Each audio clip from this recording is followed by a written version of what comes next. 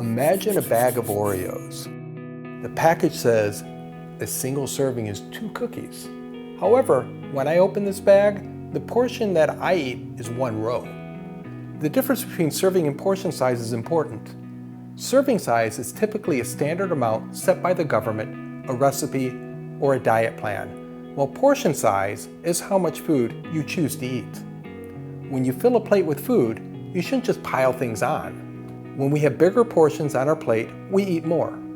People eat up to 30% more food from a plate with larger portions. Strangely, when people have larger meals, the ratings of hunger and fullness aren't significantly different, even though they may be eating dramatically more food.